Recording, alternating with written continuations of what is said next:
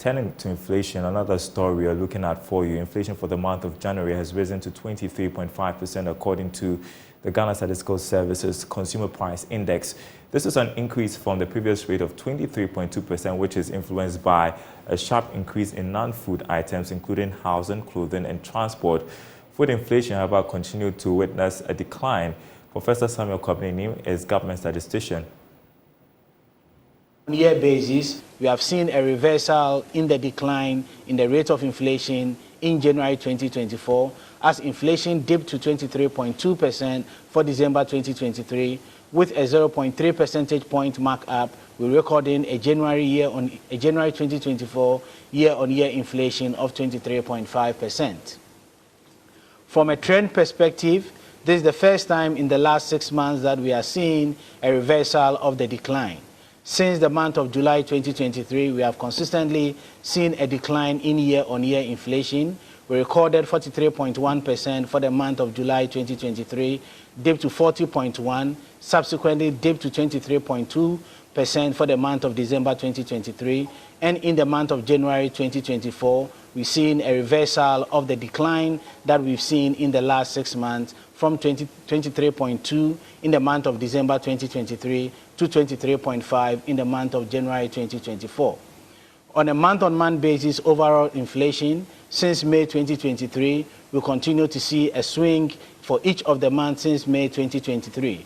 In May 2023, the rate of inflation on a month-on-month basis stood at 4.8%, declined to 3.2%, and further increased to 3.6%.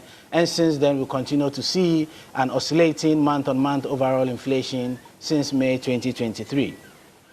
Disaggregating rate of inflation from a food and non-food perspective, and also inflation for locally produced items and inflation for imported items. For the month of January 2024, food inflation stood at 28.7%, indicating a change to 27.1% for the month of January 2024.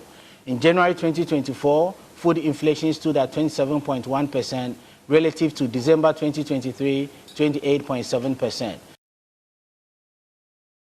All right, Senior Finance Lecturer at the University of Cape Coast, Dr. Seyram Kawo, joins us on Zoom. Good afternoon to you.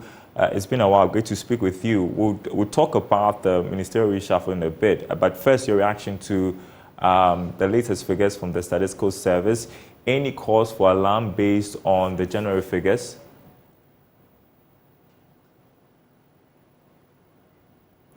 Well, I'm told Dr. Seyram Kawo is frozen. We're going to try to get him back on. But as we have been pointing out, this is a rise from the 23.2% that we witnessed in December 2023. Seyram Kawo is back with us. So I was just asking, Doc, if there's any cause for alarm based on the figures we are seeing in January. Okay. The figures that we are seeing in January is just a reflection of the celebrations that we've had into January. And so the rate of inflation, I have consistently maintained that it is not, the decline that we see does not mean that prices have dropped, but rather the prices have been increasing at a decreasing rate.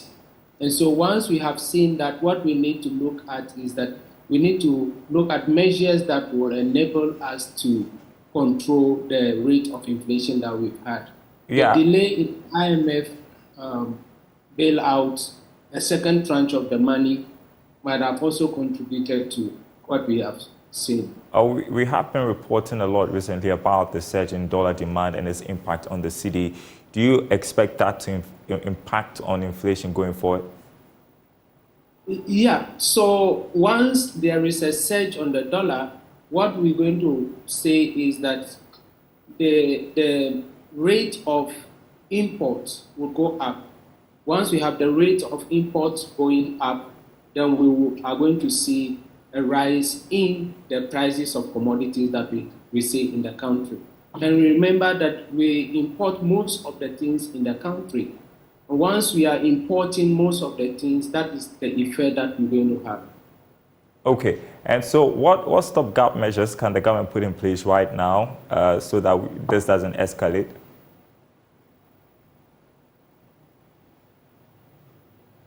Sarah Mkawa is frozen one more time. We're just discussing inflation and the latest figures, 23.5%. We're also going to take a look at the latest to do with the ministerial reshuffle. As we've been reporting this afternoon, the former finance minister is not exactly out yet. He may be out of the finance ministry, but he has a new appointment. He's a senior presidential advisor on the economy. He's also going to be serving as a president's special envoy on international investments and capital markets. And so we're keeping our eyes on that. Really wanted Sarah Mkawa to react to that. I hear you are back, Sarah.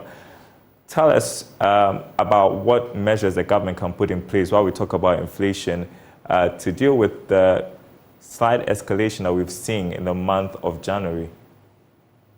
Yeah, so for government to look at the rate of inflation, which is largely due to the surge we have seen in the dollar rate, what government needs to do is to look at the duties at the ports.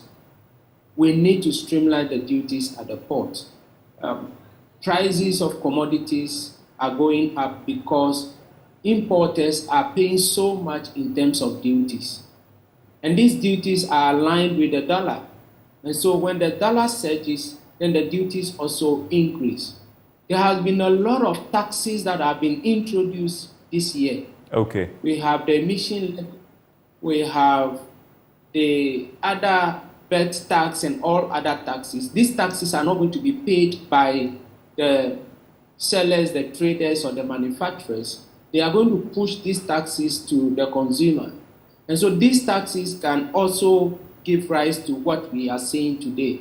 The Vice President assertion in his vision for the country, where he said that some of these taxes will be abolished.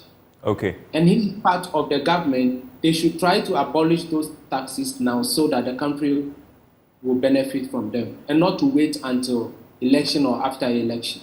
All right. I just want to take a bite on today's breaking news story. We have been reporting about the replacement of Ken Ofori-Atta as Finance Minister. Dr. Mohamed Amin Adam has been nominated to take his place. Also, we have been reporting that Ken Ofori-Atta will now become the senior presidential advisor on the economy. Your take on the decision by the president and what how potentially it can impact the economy? I am sorry to say that maintaining the finance minister as the senior presidential advisor to the president on economic issues and international investment, especially the capital market, and coming at this time is too late. Too late in the sense that it's not going to change anything. He has set the whole thing in motion. The budget for the year has been read, and what we expect is the implementation and the supervision of the budget. So maintaining the current or the outgone finance minister in the presidency is just giving him a more grip on the economy and what we have witnessed over time. So you agree with those who say it's a promotion, sort of? Yes, it may be a promotion. And we have failed as a country to learn from what the finance minister, the ex-finance minister, has done to this country. As Professor Lord has alluded to, he's an investment banker. An investment person, they take a lot of risk. And what we have seen in the case of Ken was that he tries to use the principle of time value of money.